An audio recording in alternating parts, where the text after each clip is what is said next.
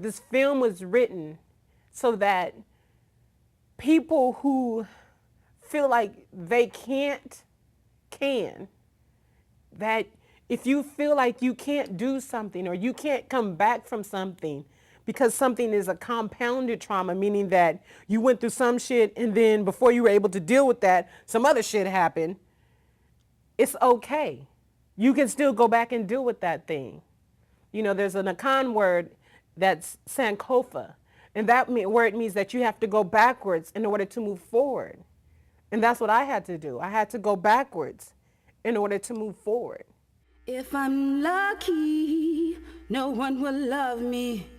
No one will love me like the way you say you do. I started writing Firstborn when I was 19. At the time, I didn't know how to deal with being violated. I didn't know how to process it, and I didn't have the support I needed to really make sense of anything. So I thought that if I just started writing about it somehow and killed my violator in the story, that things would be perfect. Every time I wrote it, it just didn't satisfy my heart, and my soul was still sad, and I still felt this really big hurt and pain surrounding the reason that I had to write it. And the reason I had to write it really bothered me all the time. And so I took some time off of it and came back to it.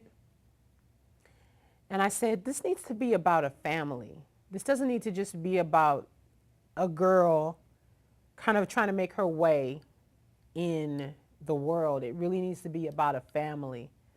And a family doesn't have to be perfect. It just needs to be a family.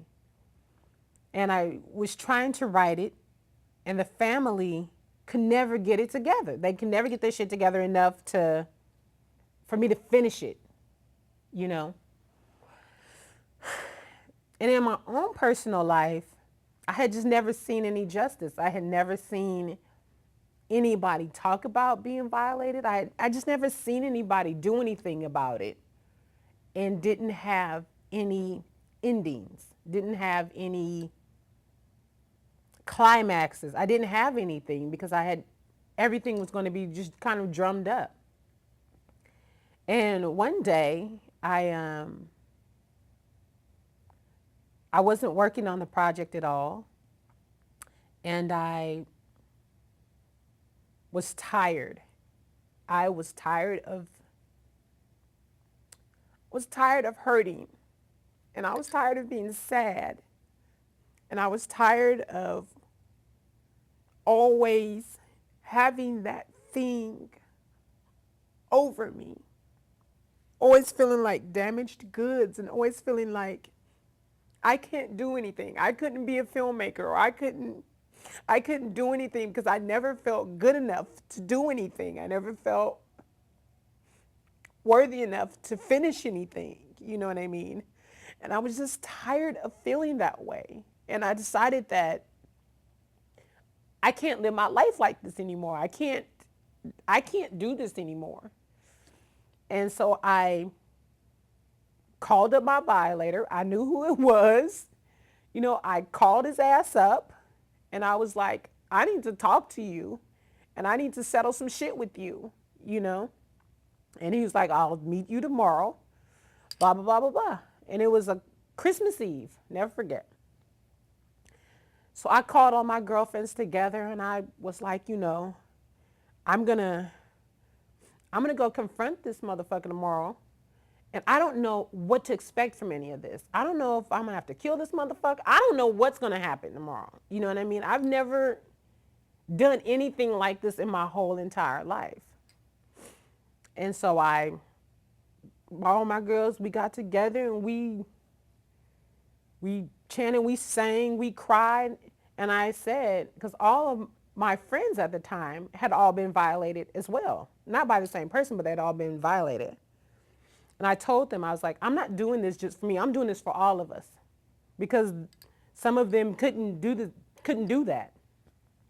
So the next day I had went as said, and I was shaken and, scared. And I go into his office and I said, look here, this is what's going to happen. I'm going to read this letter, because I wrote a letter. I'm going to read this letter. I don't want to hear shit you have to say after that, and I'm leaving. And I read my letter, and my letter was just basically, you cannot steal innocence from children and still continue to think that you are doing God's work. That's not what you can't do that. You can't take something from a child and think that you're okay. You can't do that. What a child has is so precious and so beautiful. To even consider tampering with that is one of the highest violations of this planet. And I told him my piece, and I said to him, I said, everything that you have taken away from me, my innocence, my joy, my ability to be my divine self, I'm taking back from you right now. You can't have that. You can't have that from me. And I walked out of there, and I knew in that moment what I was going in there for. There was a little girl, Tiffany, sitting in that man's office who had been there for a number of years. And I wanted so many people to go get her because I knew she was in there. I wanted my parents to go get her and my boyfriends to go get her. I wanted everybody to go get her. And finally, I got my ass up and I went and I got her. And I saw myself go get my little me, and I took her home. And we cried, and we have been healing ever since. You know what I mean? And when that happened, I knew I could write this film, because I knew once I stood up in that moment and said, no more, you can't have me, and that experience doesn't define who I am as a person and as a spirit and as a being, I knew my life was never going to be the same. And I made sure that choice made sure my life would never be the same. I'm a child, woman child, unprotected, invisible, so obvious for you. You light me up with smiles all the while. Your deeds are dark, seduction's vague. I'm so confused.